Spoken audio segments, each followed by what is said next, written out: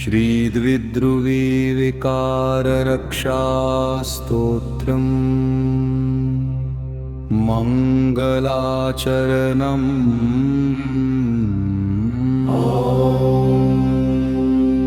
श्रीगणेशाय नमः। श्रीसरस्वत्यै नमः। श्रीधन्वन्तरये नमः। शान्तिं बुद्धिं धृतिं देहि मनोवृत्तिप्रसादिनीं भितृविकारनाशिने देव्यो नित्यं नमोऽस्तुते। जानम् ध्यायेद् देवीं प्रसन्नास्यां शशिधवलविग्रहाम् अभयवरदहस्तां च ज्ञानदीपप्रकाशिनीं हृदये सत्त्वसंयुक्तां चित्तसन्तुलनप्रदां सर्वविकारशमनी वन्दे करुणयायुताम्। विनियोगः। ओमस्य श्रीद्विद्रुवीविकाररक्षास्तोत्रस्य ब्रह्मा ऋषिः अनुष्टुप् छन्दः श्रीशान्तिचैतन्यस्वरूपिणी देवता द्विविकारशमन सिद्ध्यर्थ जपे विनियोगः। ऋष्यादिन्यास ब्रह्मविषये नमः शिरसि अनुष्टुप् छन्दसे नमः मुखे श्रीशान्तिचैतन्यस्वरूपिण्यै देवतायै नमः हृदि।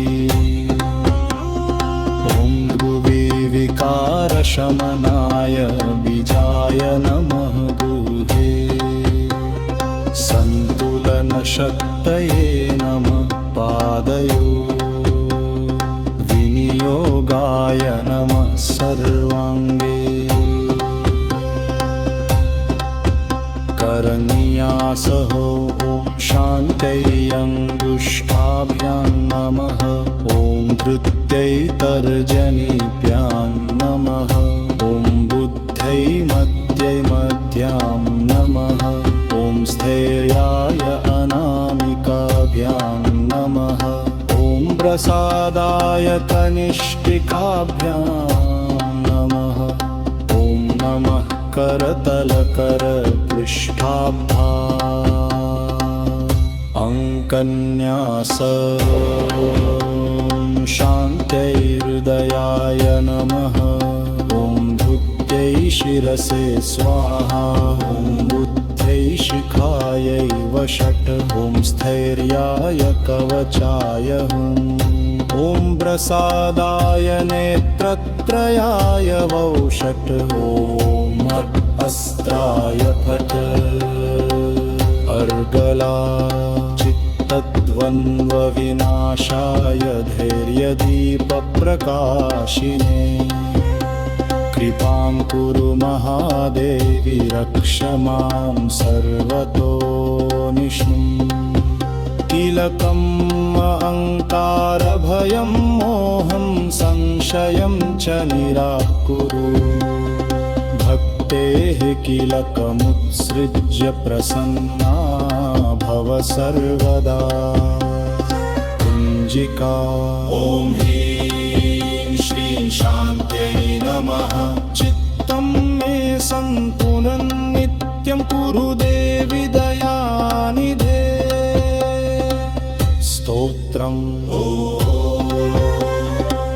तमेव शान्तिर्हृदये त्वमेव धृतिरव्ययः तमेव बुद्धिर्देवानां पालयस्व ममानिष्टम् यदा मनोतिष्ठं स्याद यदा वा विषणं भवेत् तदा त्वमेव मे नाथे समत्वं प्रददाव्ययम्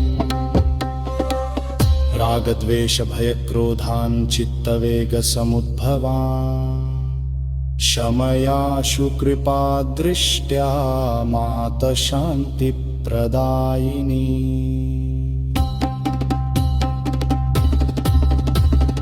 निद्रां युक्तां बलं धैर्यं स्मृतिं मेधां च देहि मे सत्त्वगुणप्रवृत्त्यर्थं कृपां कुरु पुनः पुनः देहिकान् मानसिकांश्चापि